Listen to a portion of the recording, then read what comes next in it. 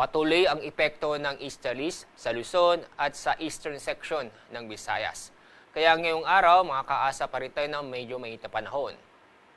Kasalukuyan, walang LPA o bagyo sa loob ng ating Philippine Area of Responsibility. Ganun din po sa Dagat Pasipiko. At sa magiging lagay na panahon ngayong araw, makakaranas ng bahagyang maulap hanggang sa maulap ang kalangitan na may mga isolated na mga pag-ulan o mga biglaang buhos na ulan dahil sa thunderstorm.